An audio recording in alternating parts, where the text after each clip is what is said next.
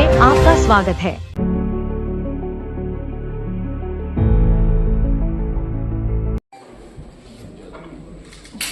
पंकज श्रीवास्तव एक साहसी आवाज हैं जो बिना किसी डर के सत्ता को चुनौती देते हैं। उनके साहसिक बयान हमेशा सत्ता पक्ष को परेशान करते हैं। वह गांधीवादी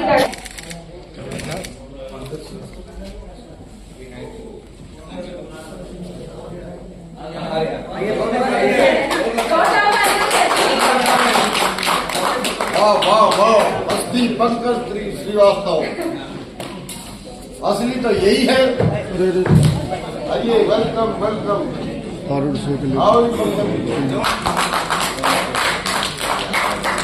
सर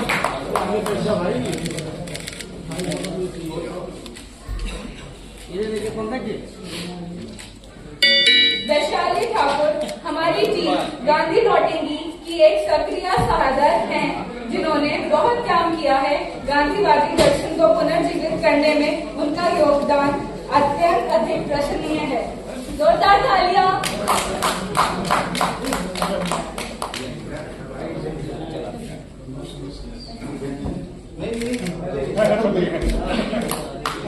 शिव पवित्रा मोहन पात्रो और श्री राधा कृष्ण मोहन जी, आप दोनों हमारे संगठन के लिए साथ में काम करने वाले अच्छे मित्र हैं। अब मैं राजधानी दिल्ली में आज एक अहम साहित्यिक आयोजन देखने को मिला, जहां चर्चित पुस्तक गांधी लौटेंगे का भव्य लोकार्पण किया गया। यह पुस्तक वरिष्ठ पत्रकार और लेखक सुधांशु पैत्रो द्वारा लिखी गई है, जो गांधीवादी विचारधारा को वर्तमान दौर से जोड़ने का प्रयास करती है। कार्यक्रम में राजनीति, साहित्य और पत्रकारिता जगत की कई जानी मानी हस्तियां मौजूद रही। आइए देखते हैं हमारी एक खास रिपोर्ट। संविधान क्लब, डिप्टी स्पीकर हॉल, नई दिल्ली, जहां साहित्य और विचारों का संगम देखने को मिला। वरिष्ठ पत्रकार एवं लेखक सुधांशु पात्रो की पुस्तक गांधी लौटेंगे के लोकार्पण समारोह में देश की राजनीति और बौद्धिक जगत से जुड़ी हुई कई हस्तियों ने शिरकत की।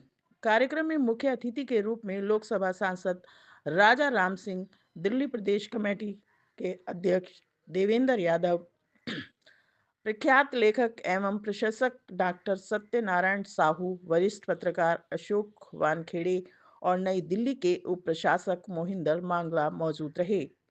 वक्ताओं ने अपने संबोधन में कहा कि आज के समय में जब समाज कई तरह की चुनौतियों से जूझ रहा है, गांधी विचार पहले से ही कई अधिक प्रासंगिक हो गए हैं।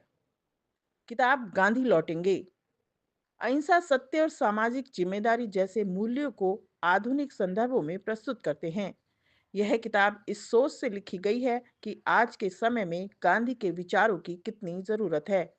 अगर हम गांधी को समझ लें तो समाज की कई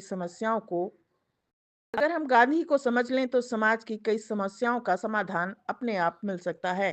कार्यक्रम में मौजूद अतिथियों ने पुस्तक को विचारों उत्तेजक और समाज के लिए दिशा देने वाली बताया। बड़ी संख्या में मौजूद पाठकों और बुद्धिजीवियों ने पुस्तक के प्रति गहरी रुचि दिखाई।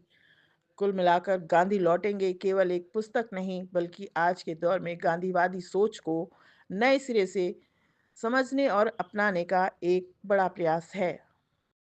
के बीच भेदभाव नहीं करता, तो इसी रास्ते से, इसी फेडरलिज्म के रास्ते से इतने बड़े देश को आप एक रख सकते हैं, उसके लोगों को आप आगे बढ़ा सकते हैं। इसको बदलने की कोई कोशिश, और अभी भी लड़ाई चल रही है। पार्लियामेंट में आपको वंदे मातरम पर डिबेट हो रहा था, तो कुछ लोग बोले कि नेहरू जी ने तुष्टीकरण की नीति की थी। तो हमने कहा कि नेहरू जी की जो चिंता उस समय थी, वो आज चिंता हमारी भी है कि देश में अगर बहुत सारी जातियों के लोग हैं, बहुत सारी भाषा बोलने वाले हैं, बहुत धर्म के मानने वाले लोग हैं, तो सबका रिप्रेजेंटेशन कैसे होगा, ये चिंता हमारी भी है।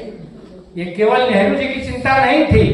सेरेमनी करी है आप लोगों ने, गांधी लौटेंगे, सुधांशु पात्रो जी ने, इसमें क्या ऐसा है कि गांधी लौटेंगे? और अकेले राहुल गांधी जी कब तक लौटेंगे? के जो मूल्य थे, आजादी की जो लड़ाई उसको कमजोर कर देने की कोशिश लगातार चल रही है संवैधानिक दल की। इसलिए उसके खिलाफ उन मूल्यों की पुनर्स्थापना के लिए संविधान के बेसिक तमाम प्रस्तावना में वर्णित वो तमाम जो मूल्य हैं उन सब चीज़ों की पुनर्स्थापना के लिए ऐसा लग रहा है कि एक बार फिर से संघर्ष की जरूरत है और उसमें गांधी हमारे पथ प्रदर्शक होंगे और उनका आना बहुत जरूरी है। सर अभी आप जो भाषण दे रहे थे उसमें एक बात बोल रहे थे बार बार कि जब प्रधानमंत्री लोकसभा में सुरक्षित नहीं है तो जनता कैसे सुरक्षित होगी? क्या कांग्रेस ने कभी ये सोचा है कि जनता कैसे सुरक्षित होगी? और जब राहुल गांधी जी से स्पीकर बोल रहे थे बार बार कि आप दूसरी बात कीजिए, वो सिर्फ एक ही सवाल कर रहे थे किताब के बारे में, तो उन्होंने जनता के बारे में या पब्लिक के बारे में या अपनी सरकार के बारे में मतलब और बातें क्यों नहीं की जो देशों में आजकल चल रहा है? उस बारे में कोई भी बात नहीं की उन्होंने, इसका क्या कारण रहा? कुछ बातें तो आप ये लोग इससे पूछिए, लेकिन जो बातें निकल के आई उसमें स्वाभाविक बात है कि एक सेनाध्यक्ष लाचार बेसहारा अपने को महसूस कर रहा है। हमारे देश में डेमोक्रेसी है और यहाँ सेना को सुप्रीम अथॉरिटी नहीं मिलती है पाकिस्तान की तरह या अन्य सैनिक देशों की तरह। यहाँ पॉलिटिकल डिसीजंस जो देश में बैठी हुई सरकार है, सत्ता है, वो लेती है। तो इसी पॉइंट को उठा रहे थे कि ऐसा कोई सेनाध्यक्ष हमारा बेसहारा कैसे हो सकता है और आप इन डिसीजन की स्थिति में इतने देर तक कैसे रह सकते हैं। ये बात वो कहने की कोशिश करें तो ये एक बड़ा सवाल है, ये बहुत बड़ा सवाल। कई लोग कह रहे हैं कि मोदी जी जो है ट्रंप के द्वारा कंप्रोमाइज हो चुके हैं, लगातार सोशल मीडिया पे अब जरूरी तक लोग लिख रहे हैं कि मोदी जी कंप्रोमाइज हो चुके हैं। ये बात भी हमारे लीडर ऑफ अपोजिशन ने उठाई कि मोदी जी कॉम्प्रोमाइज, इसलिए ज़्यादा इसका व्याख्या करते हुए बात वो ज़्यादा रख सकते हैं। राहुल जी रखिए।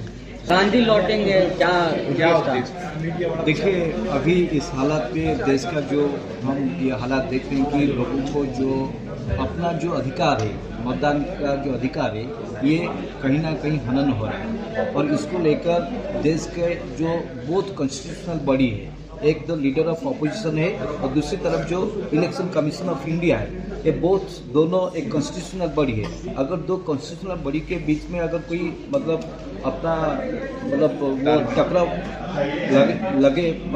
लगता रहेगा तो देश का संविधान मजबूत नहीं है। तो हमारा कहने का मतलब है, अगर देश का लीडर ऑफ अपोजिशन कुछ गलत कह रहे हैं, कुछ गलत तथ्य सामने रख रहे हैं, तो इलेक्शन कमीशन चुप क्यों बैठे हैं? देश के अपोजिशन लीडर के खिलाफ वो एक्शन लेना चाहिए। अगर देश के जो चुनाव आयोग है वो ना किसी के विरोध में कुछ एक्शन ले रहा है, ना सब चीज़ को वो क्लियर कर रहा है। मतलब इलेक्शन कमीशन आज के दिन में सब कुछ हवा में छोड़ देता है। तो इसमें आम जो नागरिक है वो कुछ भी एक कंक्लूजन में नहीं पहुंचते और अपोजिशन बार बार ये मुद्दा उठाते रहते हैं कि वोट चोरी हो रहा है और चुनाव आ जाता है। और जो अपोजिशन चाहता है कि ये बात सब इलेक्शन कमीशन को क्लियर करना चाहिए, लेकिन इलेक्शन कमीशन क्लियर नहीं कर रहा है और सब चुनाव में चले जाते, फिर अपोजिशन चुनाव हार जाते हैं। तो हम ये जो किताब लिखे हैं, राहुल गांधी जी ने जो मतलब सवाल उठाए थे वोटर अधिकार यात्रा के बारे में, तो वहाँ हम 17 दिन तक राहुल गांधी जी के जो यात्रा था सासाराम से लेकर पटना तक हम वहाँ जुड़े रहे और राहुल गांधी जिस बात को लेकर मतलब इलेक्शन कमीशन से जवाब मांग रहे हैं उसका हकीकत क्या है, उसका हमने एक जमीन केस स्टडी क्या है और जो हमारा एक्सपीरियंस रहा है उसको हम किताब के माध्यम से। चुनाव आयोग का ये कहना है कि राहुल गांधी लोकतंत्र को कमजोर कर रहे हैं, देश को गुमराह कर रहे हैं और विदेशों में भारत की किरकिरी करवा रहे हैं। देखिए, मैं तो पहले से आपको ये कह रहा हूँ कि चुनाव आयोग एक कॉन्स्टिट्यूशन हाउस के बाद जिसको मतलब एक शाडो गवर्नमेंट माना जाता है, अगर वो सही कह रहे हैं या इलेक्शन चुनाव आयोग सही कह रहा है, उसको तो क्लैरिटी होना चाहिए ना। मतलब फ्री एंड फेयर चुनाव नहीं हो रहा है, इसी पे जब देखिए आप जब बिहार में खुलेआम चुनाव के बीच सत्ताधारी पार्टी जब पैसा बांटा, तब हाँ 10,000 बांटा और बोला कि हम अगले मतलब जब सत्ता में आएंगे 2 लाख देंगे। और इस बात का गुरूर अगर यदि इलेक्शन कमीशन नहीं समझ रहा है कि ये ठीक नहीं है, चुनाव के बीच कभी भी कहीं भी कोई भी सत्ताधारी पार्टी पैसा नहीं बांट सकती। अगर दूसरे स्टेट में किसी और पार्टी का गवर्नमेंट चल रहा है और उसको चुनाव मतलब रोक लगाता है, नहीं आप चुनाव के समय ये नहीं कर पाए, तो बिहार में कैसा हुआ? तो हम ये सवाल करना चाहते हैं चुनाव आयोग के मतलब ये पुस्तक के माध्यम से। सब्सक्राइब और लाइक करना ना भूलें। जय हिंद, जय भारत।